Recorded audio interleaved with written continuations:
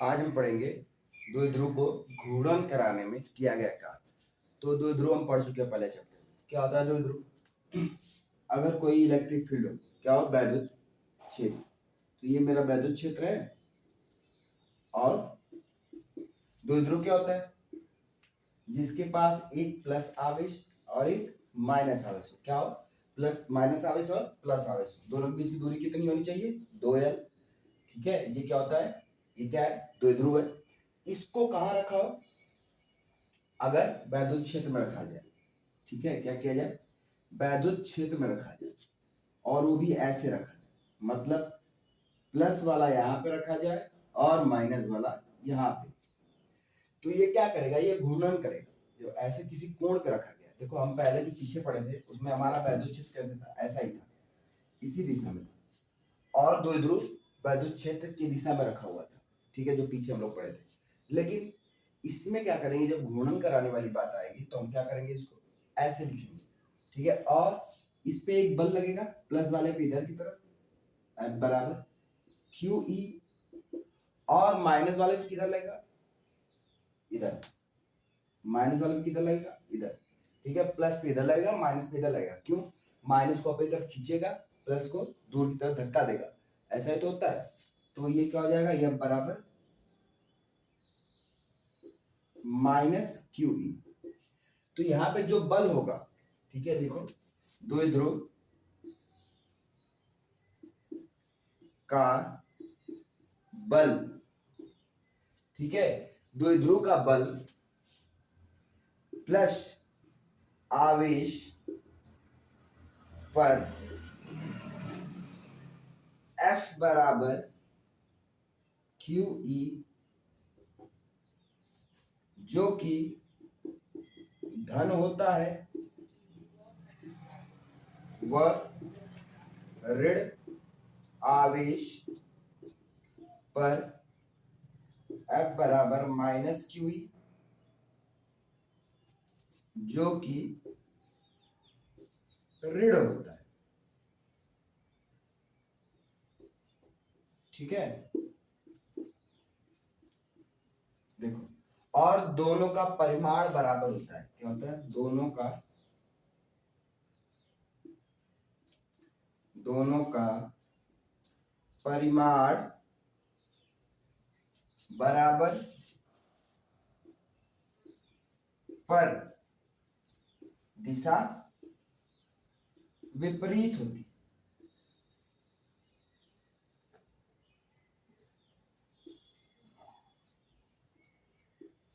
क्या होता है? परिमाण बराबर, परिमाण का मतलब ये बल, कितना बल लग रहा है, नंबर 10 न्यूटन। अगर यहाँ पे 10 न्यूटन लगेगा, ये परिमाण है, 10 न्यूटन क्या है? परिमाण। तो इधर भी क्या होगा? 10 ही न्यूटन लगेगा। तो इस पे भी 10 न्यूटन, इस पे भी 10 न्यूटन। ये क्या हो गया? परिमाण। पर दिशा विपरीत है, इस पे लगने वाला बल इस दिशा में है, इस पे लगने वाला बल इस दिशा में। दोनों की दिशा कैसी है? विपरीत है एक दूसरे के। ठीक है, क्या हो गया? परिमाण तो बराबर होते हैं, दिशा कैसी होती? विपरीत होते हैं। प्लस क्यू पे प्लस बल लगेगा, माइनस क्यू पे माइनस बल लगेगा।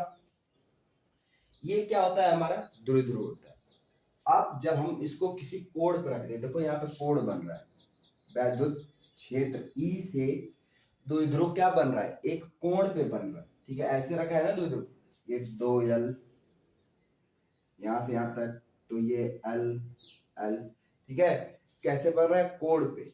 अब जब ये कोण पे है, इस कोण पे, तो ये क्या करेगा? घूमेगा। क्या करेगा? घूमेगा। और कोण पे होने के कारण इस पे बल लग रहा है, तो बल लग रहा है। देखो, घूमेगा क्यों? ये जाता क्यों नहीं? इधर चला जाए। ऐसे सोच सकते हो ना कि जब ये विद्युत क्षेत्र में रखा है तो इस पे बल लग रहा है, तो इधर चला जाए। तो जा क्यों नहीं रहा है? ये घूम क्यों रहा है? तो घूम इसलिए रहा है कि जितना बल इस पे इधर लग रहा है, इस दिशा में प्लस पे, उतना ही माइनस पे इस दिशा में लग रहा है। तो देखो ऐसे हो रहा है, ऐसे। ये क्या करेगा? जब ऐसे बल लगेगा ना दोनों तरफ से बराबर, तो घूम जाएगा। ठीक है, दोनों तरफ से बराबर बल लगे इस पे, तो ये क्या करेगा? घूम जाएगा। ठीक है, दूर नहीं जाएगा, घूम जाएगा। क्या है? हर जगह वैद्युत क्षेत्र कैसा है? समान है। दूसरी बात, ये घूमने के पीछे जो मेन काम है, वैद्युत क्षेत्र कैसा है? एक समान। ठीक है, वैद्युत क्षेत्र एक समान है।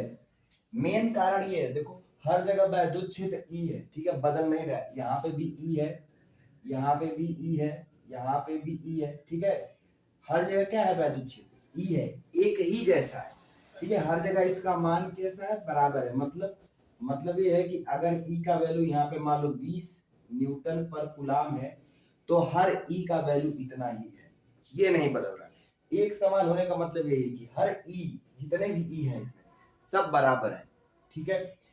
अच्छा, तो क्या ये कभी दूर दूर चल भी सकता है, ऐसा हो सकता है? हाँ हो सकता है। देखो कैसे, मान लो वैद्युत क्षेत्र ऐसे बन रहा है,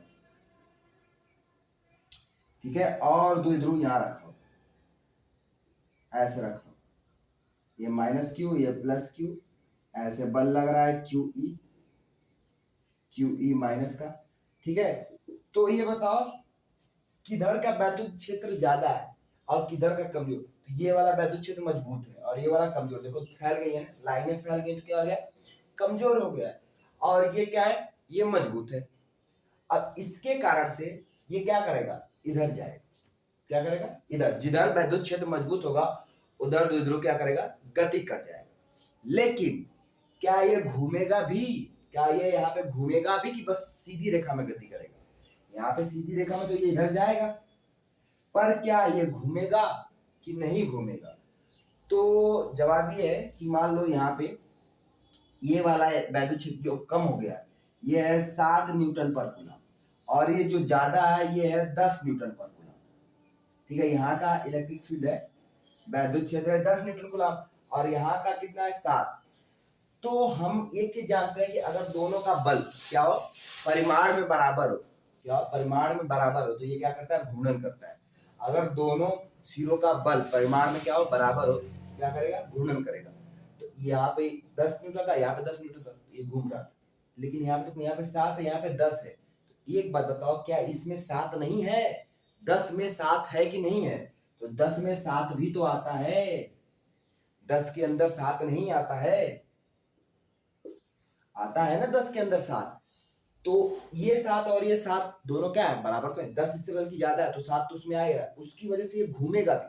तो मतलब ये कैसे चलेगा, मान लो ये द्विध्रुव है, ऐसे रखा हुआ है, और इधर का वैद्युत क्षेत्र ज्यादा है, तो ये ऐसे जाएगा, ऐसे तो जाएगा पर ऐसे घूमते हुए जाएगा, समझ रहे हो ना, ऐसे घूमते हुए जाएगा, ठीक है। मतलब ऐसे चला और घूम गया, चला और घूमते हुए जा रहा है, समझ रहे हो ना, आगे भी जा रहा है और घूम भी रहा है, आगे भी जा रहा है और घूम भी रहा है, ठीक है, ऐसा करेगा।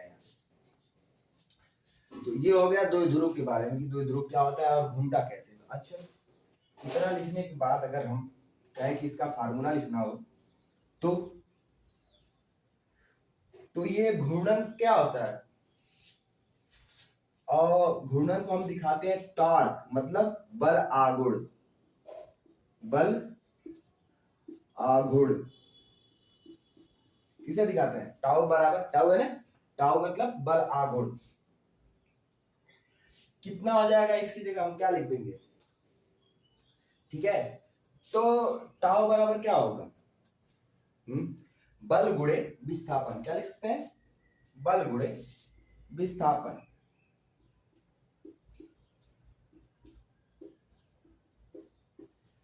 यहाँ पे विस्थापन कितना हुआ ये कैसे पता करेंगे, उसके लिए क्या करेंगे ना, यहां से इस सिरे से यहाँ पर एक लंबवत लाइन खींचेंगे और ऐसे मिलाएंगे, ये लाइन खींच के और इसको मिला देंगे, तो 90 डिग्री बना रही है, ठीक है। और उसको नाम देंगे आर, क्या नाम देंगे, आर, ठीक है। और इसका नाम दे देते हैं ए बी और सी, इसका नाम रख लो ए बी सी, और ये दूरी कह दो आर।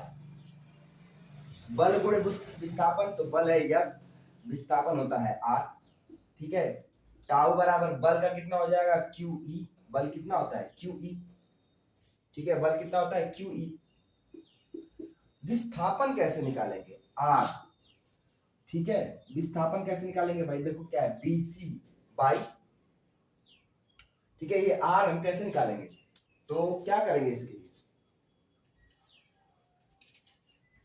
लिए, इसके लिए हम बस इतना लिख देंगे बीसी, क्या लिखेंगे, ये आर क्या है, बीसी है ना, तो बीसी लिख दो। अब ये बीसी का मान कैसे निकलेगा, तो देखो बीसी बराबर हम लिख सकते हैं, तो इसको हम चाहे ना तो साइन थीटा के रूप में लिख देते, जैसे ये वाली लाइन और ये वाली लाइन, ठीक है, मतलब ये लंब और ये कर्ण मिलके क्या बनाएंगे, साइन थीटा बनाएंगे। लंब और कर्ण मिलके क्या बनाएंगे, साइन थीटा, ठीक है। इसको थोड़ा हटा दो। तो ये दूरी क्या है, ये 2l है, हमें पता है ना ये 2l है, और ये वाली क्या है, r। तो BC बराबर क्या मिल जाएगा, BC बराबर BC बाई AB, ऐसे लिखो, ये BC बाई AB मतलब कि R बटा 2l, क्या, R बटा 2l, ये दोनों बराबर किसके हैं, साइन थीटा के। इसके बराबर है साइन थीटा के। तो यहाँ से R बराबर क्या मिल जाएगा, यहाँ से R बराबर क्या मिल जाएगा, R बराबर मिल जाएगा 2l साइन थीटा। तो यहाँ पे लिख देंगे, BC की जगह लिख देंगे QE गुणे 2l साइन थीटा। अब देखो इनका मल्टीप्लाई करो 2QL E, ऐसे लिख सकता हूं साइन थीटा।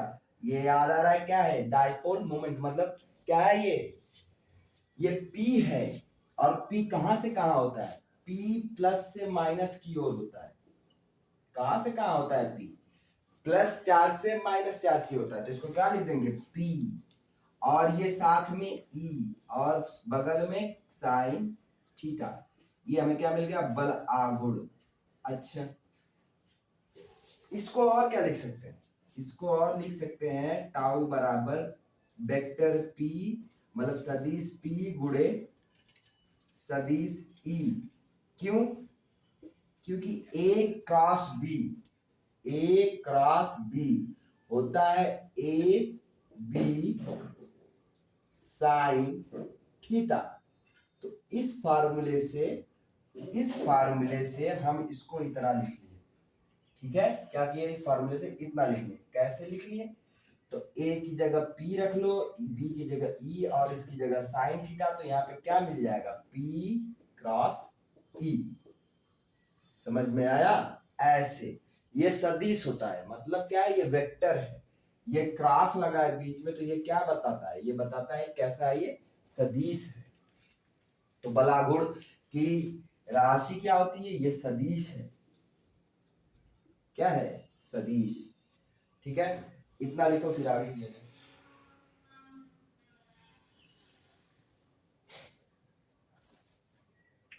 अब हम करेंगे कार्य वाला, ठीक है। ये हमें मिल गया यहां से टाउ।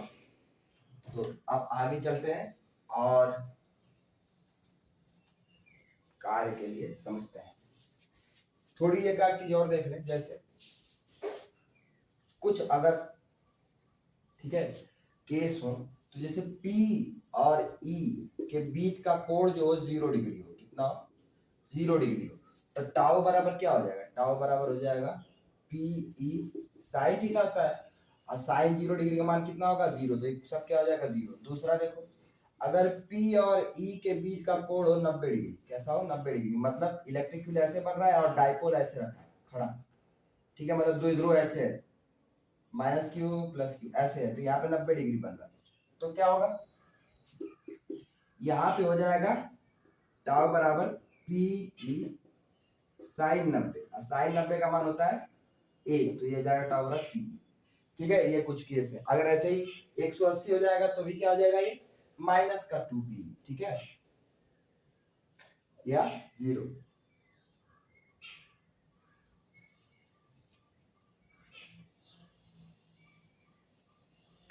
अच्छा, अब ये ऊर्जा वाला समझने से पहले, ठीक है, ऊर्जा वाला समझने से पहले हम ये समझ लें कि द्विध्रुव कब स्थिर होता है और कब अस्थिर होता है। समझ रहे हो बात को, अस्थिर और स्थिर क्या मतलब है, मतलब यह है कि ये जैसे द्विध्रुव है, ठीक है, ये वैद्युत क्षेत्र E है, और इसमें रखा हुआ ये द्विध्रुव है, +q -q, इस पे इधर बल लग रहा है, अभी पता किए थे कितना लगता है, QE, और इस पे इधर लग रहा है QE, ठीक है, ऐसे है, ऐसे बल लग रहा है। तो ये कब स्थिर रहेगा, स्थिर रहने का मतलब ये है कि जब मैं इसको थोड़ा सा बल दूं तो ये अपनी पुनः वापस उसी अवस्था में आ जाए। पहले ये ऐसे रहा था, ठीक है, ऐसे था, इसको उठा के यहाँ किया गया है, और फिर सोचो इसको छोड़ दिया जाए तो वापस अगर मैं इसे यहाँ छोड़ दूं तो वैद्युत क्षेत्र क्या करेगा, इसे घुमा करके यहाँ पे ले आएगा, ठीक है, इसे घुमा करके यहाँ पे ले आएगा। मतलब अगर ऐसे रखा है, ऐसे, ठीक है, थीटा है, ये ई है, ठीक है, प्लस क्यू, ये माइनस क्यू, तो जब ये वाला रहेगा ना तो वैद्युत क्षेत्र इसे घुमा के ले आएगा,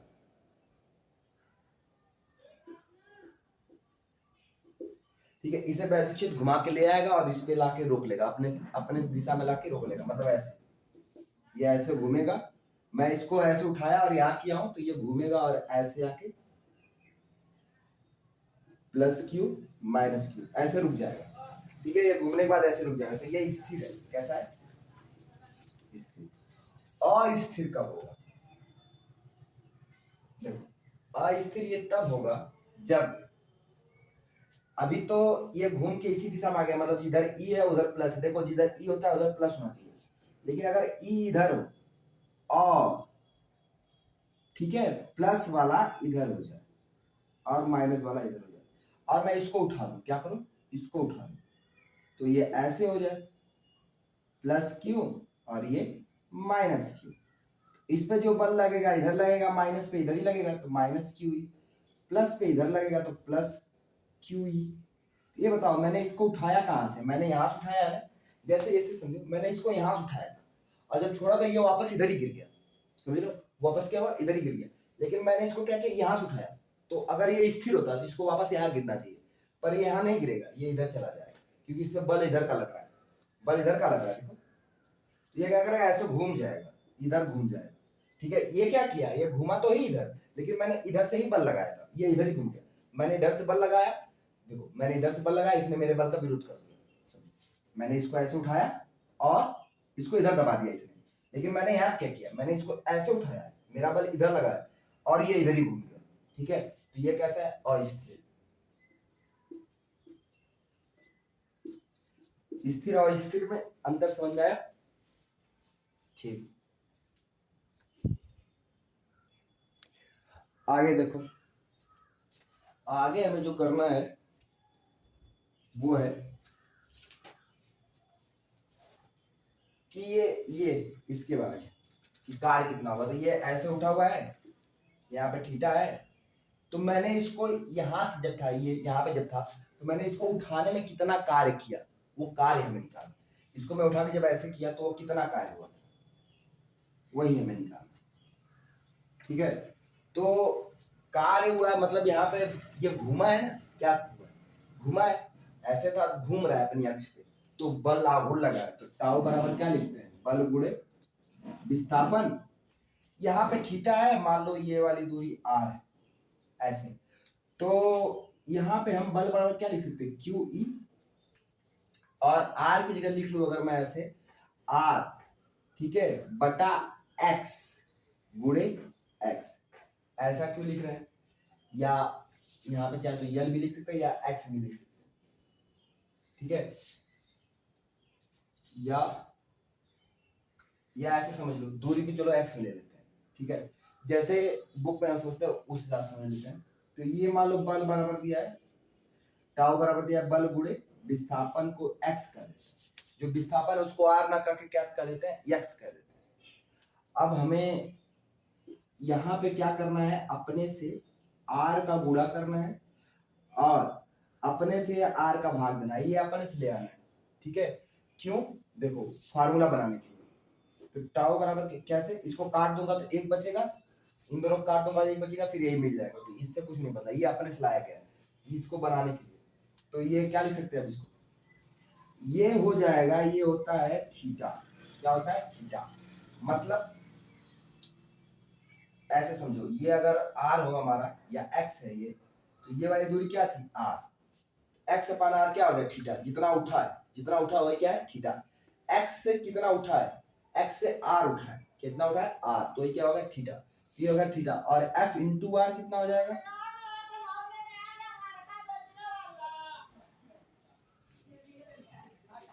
एफ इंटू आर हम क्या लिखते हैं, टाउ, क्या लिखते हैं, टाउ, ठीक है, एक मिनट,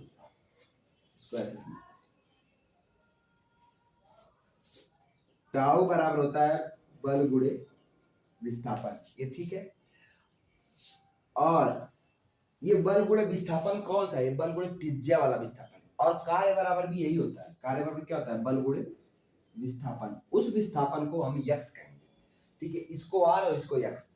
अब यहाँ पे हमें टाउ बनाना है, तो हम इसके लिए क्या करेंगे, यक गुणे आर गुणे एक्स गुणे बाई आर, ठीक है, ऐसे बना लेंगे।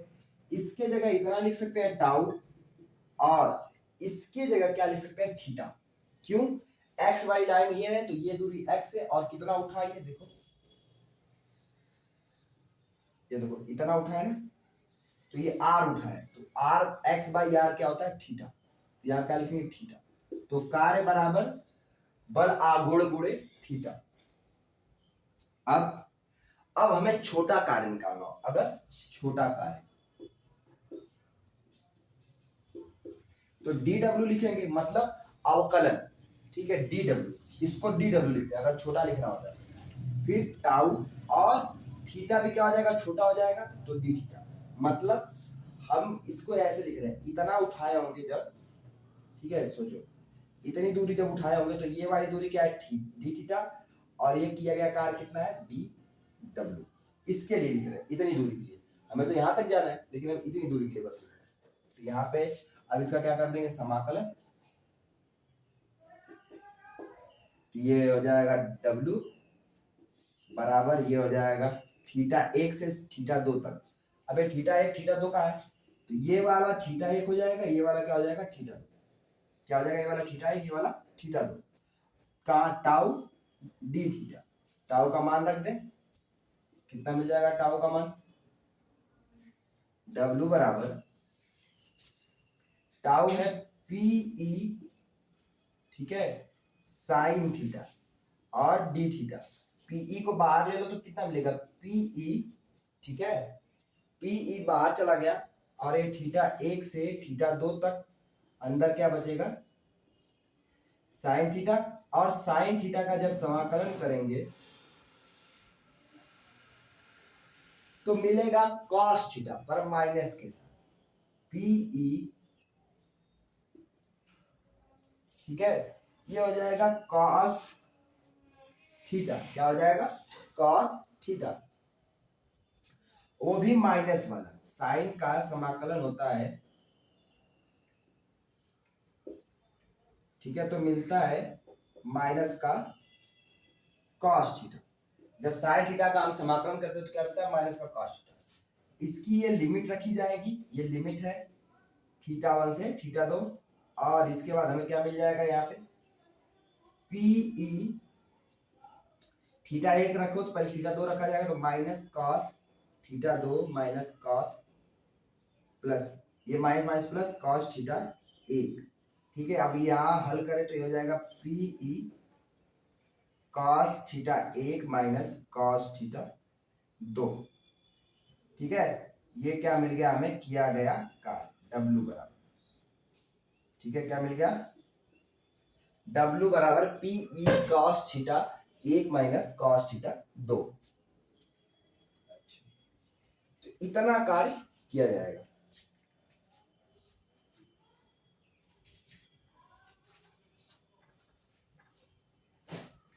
ठीक है।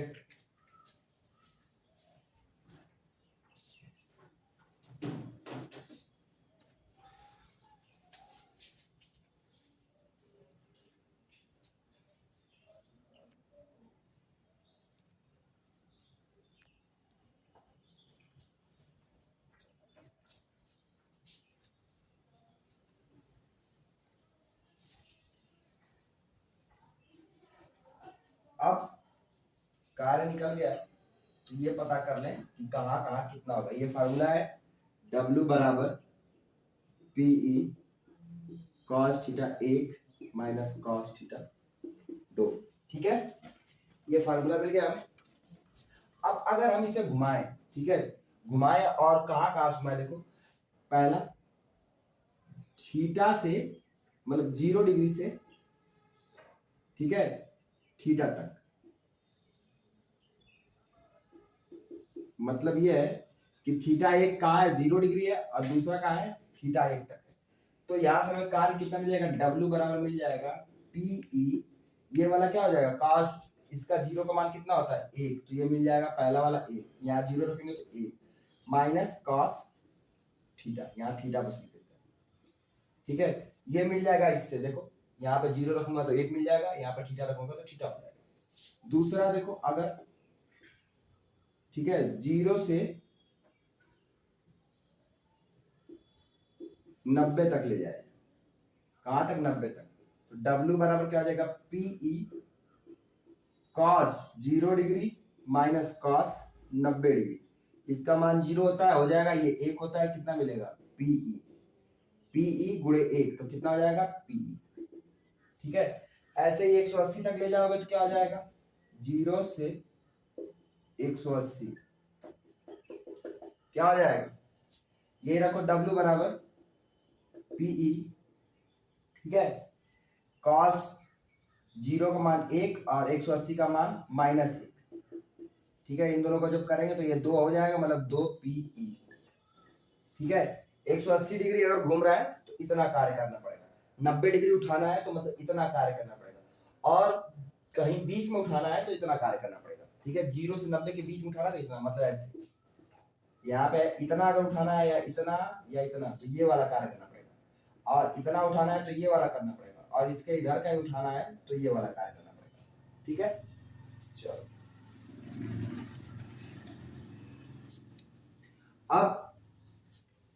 अब जो करना है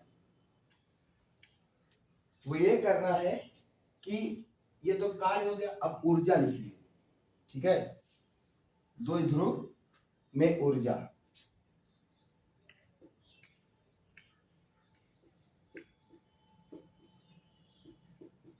कैसे लिखते हैं, तो द्विध्रुव बनाते हैं। पहले द्विध्रुव बनाने के लिए कैसे बनेगा, सोचो ये अनंत है, अनंत पे एक माइनस चार्ज है, एक प्लस चार्ज है। पहले क्या किया, प्लस चार्ज को उठाकर यहाँ ले आया और यहाँ ला के रख दिया। ठीक है, क्या किया, यहाँ ला के रख दिया, फिर क्या किया, माइनस चार्ज को लाया और यहाँ ला के रख दिया। लेकिन ये लाया जब मैं, तो इधर से एक स्रोत चार्ज था, क्या था, स्रोत चार्ज, जो इधर वैद्युत क्षेत्र बना रहा है। ऐसे सोचो, एक स्रोत चार्ज है, वैद्युत क्षेत्र बना रहा है, अनंत पे मेरे दोनों चार्ज है, मुझे यहाँ उठा के ले जाना है। ये अनंत है, इसके अंदर वैद्युत क्षेत्र, ये सब क्या है, वैद्युत क्षेत्र E। मैं एक चार्ज को पकड़ा, यहाँ ले आया और यहाँ ला के रख दिया, ये वैद्युत क्षेत्र E ऐसे हमारा बन रहा है। इसी लाइन पे लाके मैंने रख दिया इसको, और तब मैंने कार्य कितना किया, U किया, U1। इसको यहाँ से यहाँ तक लाने में कार्य करते हैं, हम लोग जानते हैं कितना कार्य हुआ, U1। अब फिर नीचे वाले को लाया और यहाँ ले आया, और यहाँ जब लाया तो इस पे कार्य किया -U1। क्यों, क्योंकि माइनस वाले के लिए कैसे कार्य करना पड़ेगा, इसको रोकते रोकते लाना पड़ेगा, तो इस पे कैसा कार्य आएगा, माइनस का। और ठीक है, प्लस वाले क्या करना पड़ेगा, धक्का दे के लाना पड़ेगा, तो इस पे कैसा आएगा, प्लस का। ठीक है, जिसको धक्का दे के लाओगे उसमें प्लस की ऊर्जा आएगी, और जिसको रोकते रोकते लाओगे, ठीक है, मतलब जिसपे इधर का बल लगेगा उस पे कैसा आएगा, माइनस का। ये तो हम कर चुके हैं, और ऐसा हुआ।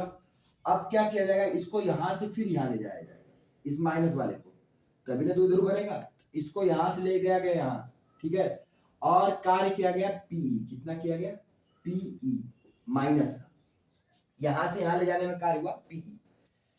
दोनों के बीच की दूरी 2L, ये L और ये L, क्या बन गया, ये द्विध्रुव। ठीक है, कहां पर है, वैद्युत क्षेत्र E पर। ठीक है, अब यहां पे हमें निकालनी है कुल ऊर्जा। ठीक है, तो कुल ऊर्जा आप समझ लो, एक बार माइनस को ऐसे लाया गया, एक बार प्लस को लाया गया, इसको यही बना लो। ठीक है, ऐसे लाया गया और ये बन गया द्विध्रुव हमारा, ये स्रोत चार्ज है।